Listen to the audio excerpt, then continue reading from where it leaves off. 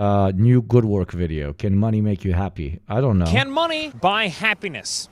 It's a question that's vexed humans for centuries. From the discontented kings of old, had rich ambition demons surrounding me here in Manhattan. But no matter how many times it's posed in clickbait articles and pop science podcasts, we simply can't seem to find an answer. But I'm about to change that.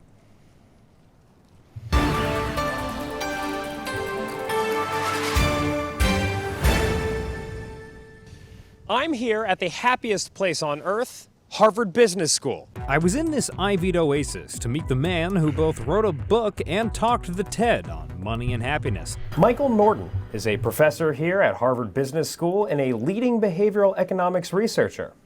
Let's see if Hey, I made a video on this topic. Holy shit, I'm the same, like a Harvard researcher. Hey. he can teach me how to behave.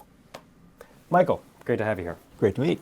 All right, or thank you for having us, rather. Yeah. With my characteristically smooth exchange of pleasantries out of the way, it was time to turn the screws on Professor Norton and get my answer. How much money do I need to be happy? How much do you have? Not enough. It's a tricky question, actually. So it's hard to know the exact dollar amount. But what we do know is when we ask people how much they think they need, they typically say 2 to 3 times as much as I have right now. But the weird thing is we can ask people who have $50,000 and they say, if I only had 2 to 3 times more, I'd be perfectly happy. We can also ask people who have $3 million and they also say, yeah, if I only had 2 to 3 times as much, I'd be happy. Michael was saying a lot of numbers. Turns out, no matter how wealthy you are, you will always search for something else to fill that gaping hole inside of you.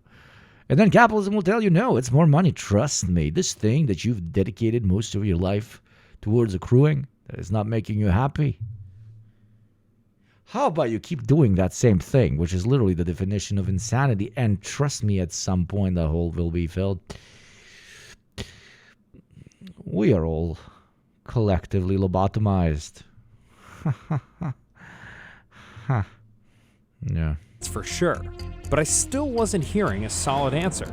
I decided to give him one more try before I used my power to dismiss him with voiceover and move on to another interview with a smarter guy. So lots of people have looked into the correlation, just straight up. Like when somebody asks me, how many subscribers do you want? I say 2 to 3 times this number. You see, I am also a victim. And you should treat me as a victim and try and save me by being like 16-bit comrade and subscribing. Make me happy, chat. Give me 2-3 times what I already have. How does money correlate with happiness? And one of the things that we did was we tried to do experiments. So we tried to give people money and have them go do stuff and then see which thing makes people happy and which thing doesn't make people happy. So we were trying to get at not so much how much you make in a year. Damn you, Sarian. I guess that pitch helped. Oh my god, I'm a little bit less sad. Ooh, I'm still a little bit less sad. Thank you, Sarian. And how happy you are. But also, Sarian, do you want to gamba or not? If you want to gamba, say even or odd, and then we will gamble. But what you do with it. The first thing people think to do with money Or is say I don't want to gamble if you don't want to gamble, of course. spend it on themselves. And the problem is, if you look at the data, it's not that Even, boss. Welcome to the true thing that makes everybody happy. The only thing that anybody should be using money on. In my version of socialism, any accrued currency over a certain amount will not be reinvested because that would make it capital, which is forbidden under socialism. Instead, you would be able to gamble it. And if you make more of it, the amount you make that's extra goes to somebody who might be struggling more, okay? From each, according to their ability, to each according to their need, facilitated through socialist gambling. Let us go, let us go, let us go. Did we add 0? Wait, let me see if 0 is going to pop up if I reopen it. No, 0 is still not here. I do not have a 0. What did our better say? Even. Okay, spin, spin, spin, spin, spin. Da-dum-dum-da-dum. Da-dum-dum-da-dum. Da-dum-dum-da-dum. Da-dum. Oh, baby, baby, baby. And, as always, I have been proven victorious. And by always, I mean 5% of the time. Thank you for trying. You did not double your subs. spending money on yourself makes you unhappy. It's really just there's not a strong relationship. If we say, have you ever felt happy when you give to charity or give to someone? People say, yeah. And then they say, have you done it lately? And they say, no. What is a harder concept for business school students to grasp? Happiness or giving people money? I couldn't help but feel like me and Professor Norton simply weren't on the same page. I was explicitly asking him just how much money I needed to make to finally achieve happiness, and he wouldn't stop talking about giving money away. It made no sense. I needed to find someone with as impressive of credentials, but who would actually give me a hard number on which to set my sights. There's a very famous paper that concluded that there was this plateau between money and happiness beyond around $75,000. Now we're talking. Viewers, we're getting down to crunch time for Christmas gifts. But if you've been procrastinating, never fear. Daddy Dan is here to save you. It's just what I do. May I present to you Aura frames. They don't all come with this photo. Aura frames are nifty digital frames that look classy as hell and help you keep in touch with your loved ones from afar. An Aura frame would be a fantastic gift at any time of the year, but quite frankly, I genuinely do not think you're gonna find something better on this short of notice. So listen up. Here's how they work, and don't worry, it's super simple. You just buy this frame here for the loved one in question, then you download the Aura app, which allows you to upload beautiful photos and videos, which are then displayed in the frame itself.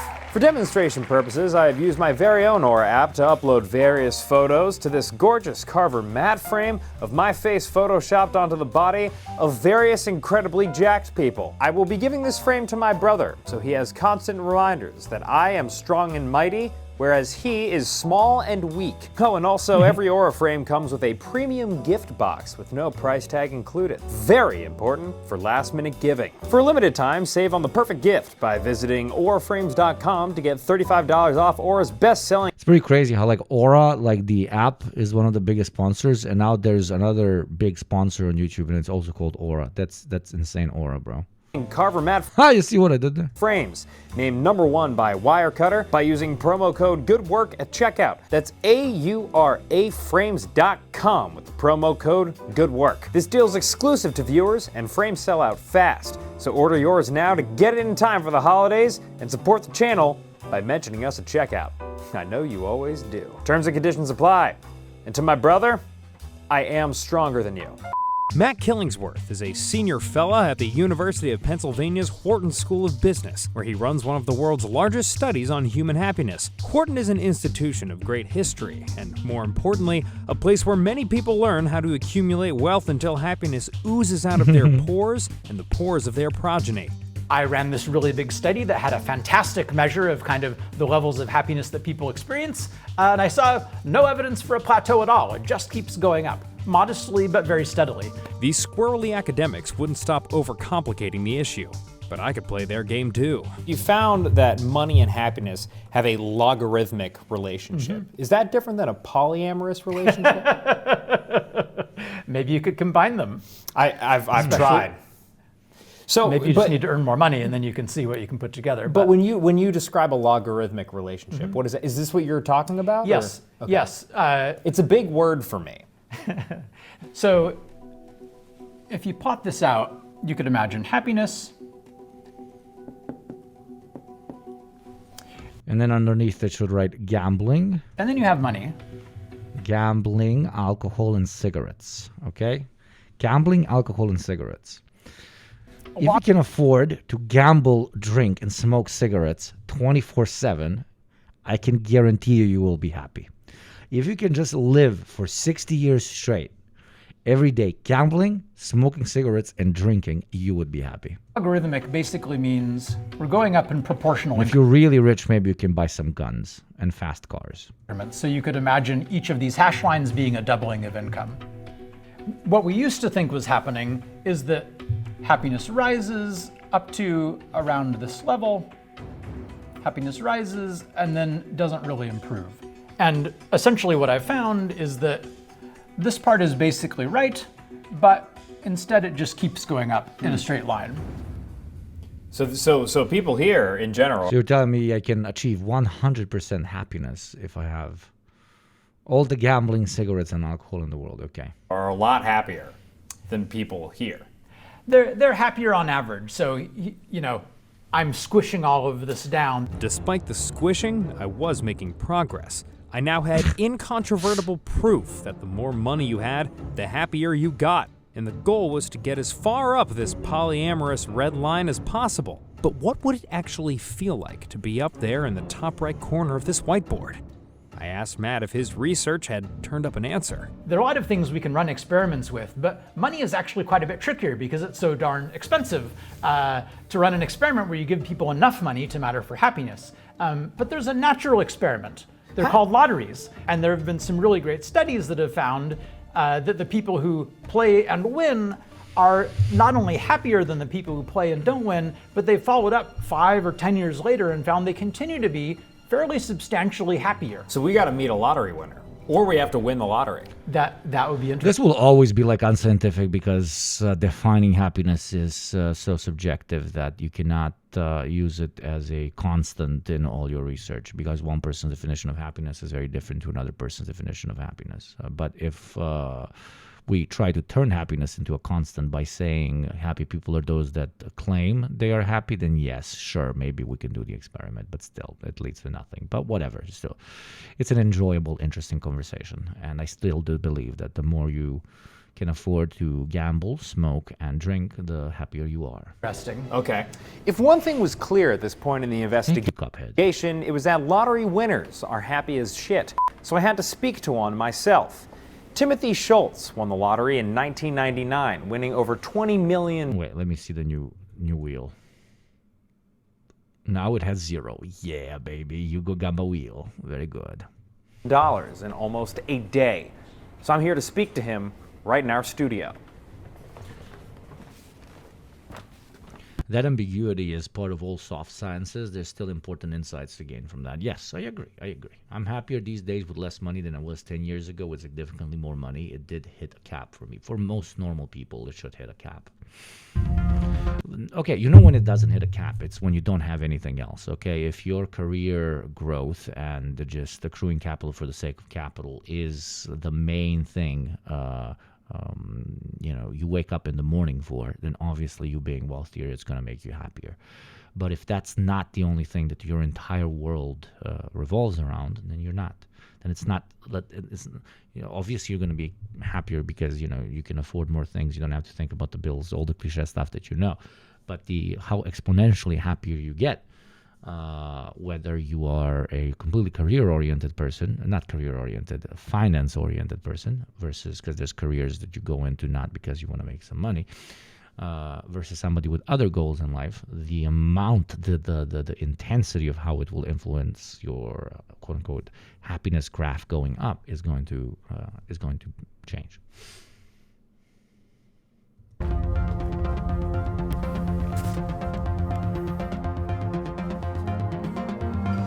My first question for you right out of the gate, Timothy.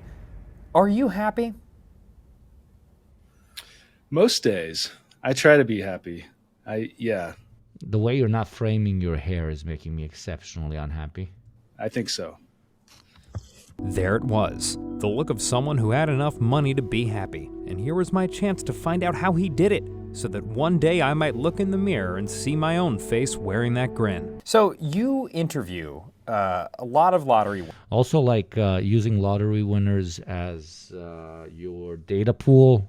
Toasty, tell me if I'm wrong. But using lottery winners as your data pool on how much happier people become when they have more money is very skewed because of the type of people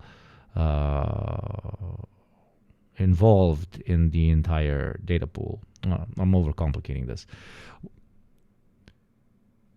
Lottery winners are gamblers. Gamblers have a hyperfixation on quote-unquote being very wealthy because they want to win said lottery. So, of course, the amount of happiness they get out of winning the lottery is going to be max because they're the type of person who associates happiness with financial growth. So yeah, it's a skewed data pool. winners. Would you say the majority of the people that you interview are also There's methods to correct for bias, but I don't know the exact methodology, so we can't really do anything but take it at face value. Okie dokes. happy? Most people that I've met and interviewed overwhelmingly have been happier, but it's not a black or white situation. I mean, the truth is that if you win the lottery, if you win a major prize, then who you are on the inside is really what matters, because who you are on the inside can be magnified. And if you're this terribly unhappy person on the inside, you might still be unhappy after the exhilaration of winning wears off. Oh no.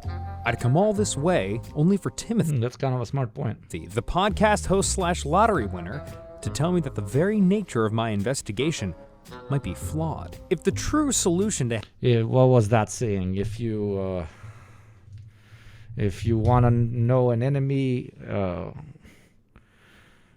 if you're judging, if you don't know whether somebody is a friend or an enemy, give them money and they will reveal themselves or some shit. Remember that? What was that saying? You know, because it's easy to be a nice person when you can't afford to be a fucking dick, and when you have to rely on other people. But it gets a little bit more difficult when you have a lot of money and now you have to actively choose not to help other people out, or can afford to be a dick to them because do not rely on your community as much and you can do whatever the fuck you want. Thank you, Stay Mighty. Thank you very much. I'm missing the exact sentence. If you want to know your friend, then no. It had a whole ring to it, if anybody remembers. If you want enemies, try to change something. HR quote.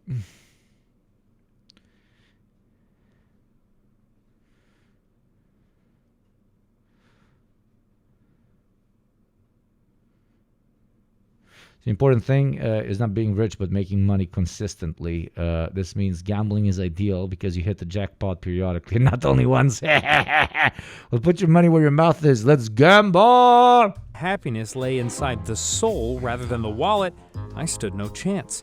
My soul is as black as my outside is white. Timothy, for the purposes of this interview, I'm gonna need you to tell me that winning the lottery is necessary.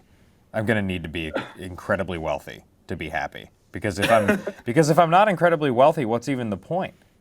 You know?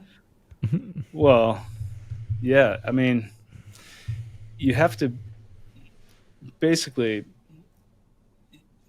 yeah, I mean, you can do, I mean, the truth is you can do anything, whether you are incredibly wealthy or not. Dreams can come true, but it helps.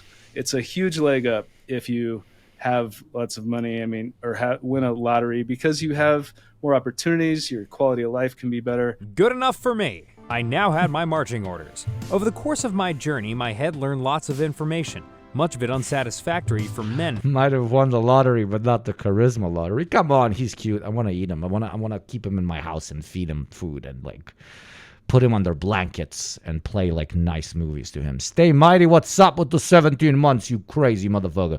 17 months. That's a crazy number. That number is crazy. It is a crazy number. Thank you, Stay mighty. Thank you very much. Crazy number in here. Who enjoy talking a lot with their hands. In order to be happy, I've been told I needed 2 to 3 times as much money as I had. I've been told that true happiness lay in giving money away. I've been told I needed $75,000. Then I'd been told I needed more than $75,000, ideally as much more as possible. Finally, here was something I could act on. I'd conclusively learned that in this messy business of happiness, winning the lottery was an undeniable leg up. And I'd also learned how to do it. There's many people that have won mass amounts of money after intentionally trying to manifest jackpots. They put the energy out there. They believed that it was going to happen. They visualized it. They felt it. And then it happened in real life. And whether you think but that's every single guy that ever tried to get the jackpot in history of ever. that's a coincidence or not, I respect Yes, it is, because all the other ones that never won it also really manifested hard. you, but it's the secret. interesting. I need to start manifesting, is what you're saying. And with that, I knew. He's trying to say that we should all gamble. So I remind all of you, 5 gift subs or more, and you can do it. The only place on Twitch where you can ethically gamble and potentially double the amount of subs you have. Exclamation point Gamba if you want to see how. That finding the right amount of money to make me happy wouldn't be difficult in the slightest. All I had to do He won in the 1999 peak secret era. Yeah. was manifest winning the lottery. Can I get one jackpot fortune, one of the number 21s? Thank you.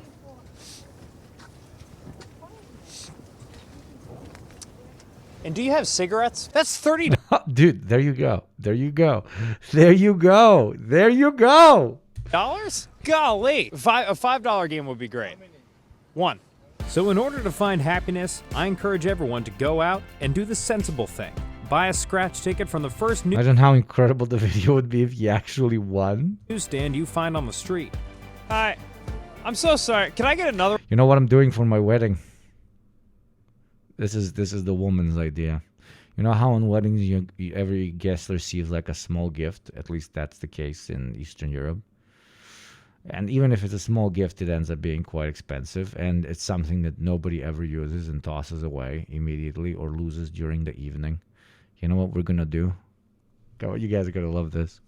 And all of your subscriptions go towards this wedding. The wedding's literally going to start out with gambling.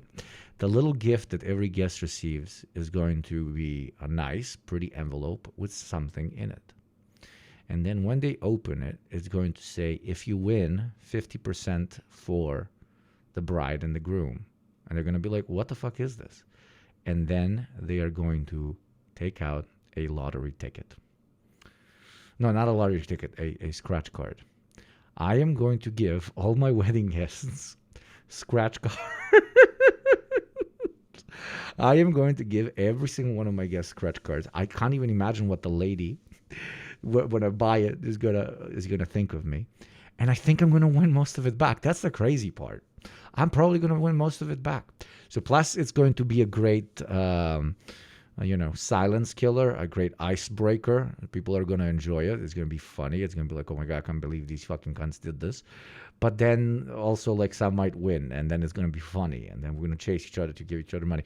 And it would be insane if somebody like wins a very large amount, but that I'm scared of. I don't want anyone to win a very large amount, because then the whole wedding is just gonna be about that.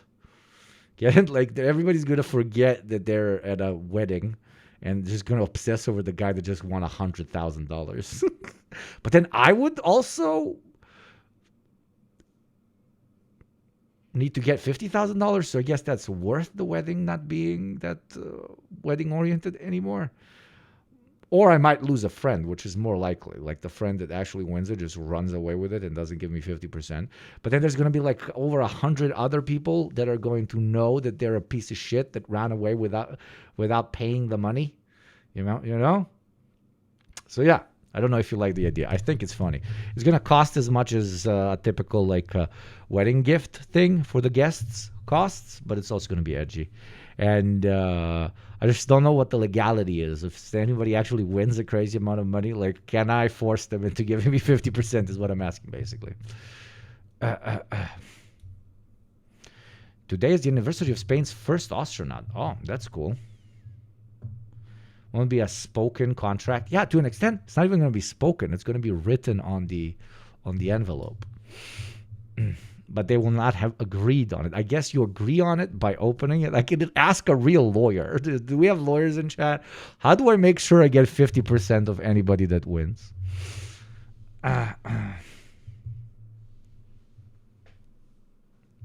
So yes, there will be gambling on my wedding, and all subscriptions do help towards the wedding, so it's hilarious.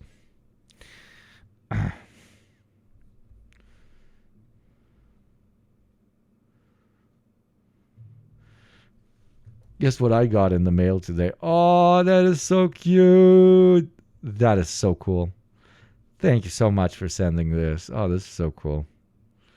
Got the merch, and you got the pussy. Hell yeah, my friend. Hell yeah.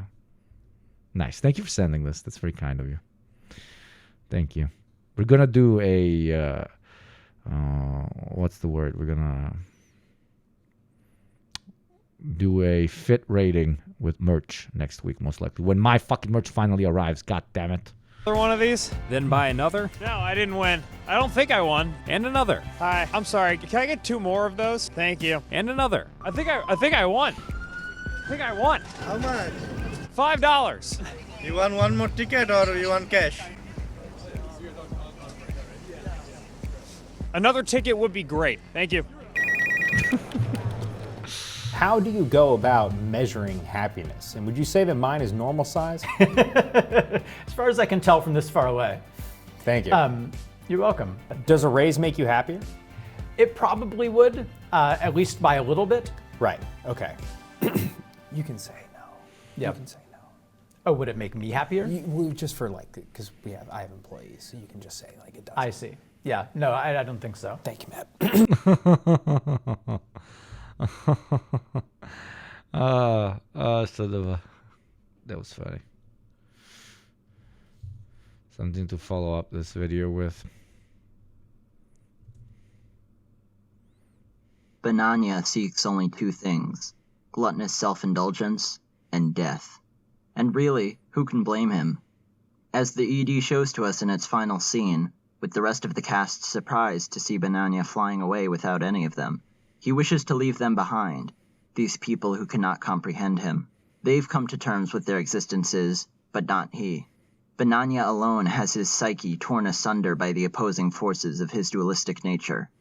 On the one hand is the banana, designed to be eaten by predators so that they can shit out its seeds and facilitate the spread of its parent tree. On the other, the cat, with that natural animal desire for self-preservation. We see his various friends manifest this nature as dominant, some pursuing that most feline of qualities, vanity, others ensnared by romantic passions, an extension of their desire to reproduce. We see others on the hunt for prey, but Bananya stands opposed to that. He attempts to overcome that side of himself and staves it off for a time with cookies, managing to befriend the mouse before another comes along, and his hunt triggers Bananya's own instincts to do the same. So wait, they're banana cats. Overpowering his desperate resolve. Why are they in bananas? I don't understand. It's a different species. And yet, as episode 1 shows us, he cannot deny this side of him even in name alone. The bulk of that episode's runtime is devoted to his desperate insistences that he is not a banana, but a bananya. It would seem that he has come to the conclusion that denying what he truly is, however terrible that may be, will not offer him Banana any cat relief. hybrids. I love this. For some reason, his banana Do not- instincts were preserved Do not show in part, this to my fiance, okay? and Because as I will have to watch all the seasons. evidenced by his desire to And I would really hate that. Do not tell her. become a chocolate-covered banana, he just wants to be consumed and leave this eternal agony known as existence behind. The thing that he most loves in this world is sweets, the one thing that can take his attention off of the twisted joke that is his life. So of course he believes that becoming a sweet himself is the best means to that end. He also recognizes the sad truth that as he is currently, no human would eat him. For who, upon peeling their banana only to find an adorable cat inside, would dare to eat it? It is only by hiding his true form beneath layers of delicious chocolate that he could hope to trick an unsuspecting human into finally granting him sweet release. He hides this fact well, managing to keep up some facade of rapport with his fellow banana, perhaps cynically believing that they may be useful in helping him to cover himself in chocolate if the opportunity presents itself, or maybe desperately holding on to the hope that one of them may also share his torment, and be able to provide some scrap of empathy. I mean, really, is it any coincidence that they hired the man who voiced Eren Yeager and Katsuhira Agata, 2 of the most tortured protagonists in anime in recent years, for the role of Bananya? Yuki Kaiji is one of the most recognizable and prolific voice actors in Japan, winner of the Best Male Lead Role Award in back-to-back years in 2013 and 2014. The staff of Bananya went through the effort that it must have taken to acquire him for their series because they knew, just as I know, and just as you too must now bear the burden of knowing, the pure, unfettered, existential horror that is Bananya.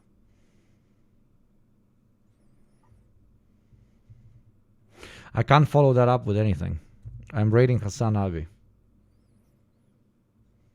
I can't follow that up with anything. I will see you tomorrow for a longer stream. You said this was all a I'm going to hoax. go Has your- record a deprogram episode. No, that cannot be followed up. Scream to Hassan's audience so that we have more people, and because I want to steal his audience, because I'm jealous of him, because I'm a Janissary and he is a Turk. I love you, chat. This was awesome. This was one of the best streams ever, by the way. No joke. I really enjoy this. And I'm going to go record a 2025 recap with the Deprogram boys. Thank you to all the mods. Thank you to all the Oilers. Thank you to all the taxpayers. Thank you the most to all the gamblers. Today was very fun. And I will see you tomorrow for a long stream. I love you, chat. It is a pleasure and a privilege to be able to share moments like this with you, especially when talking about Bananya. Bananya, Bananya, Bananya, Bananya. Remember, not all pedophiles are billionaires, but all billionaires are pedophiles.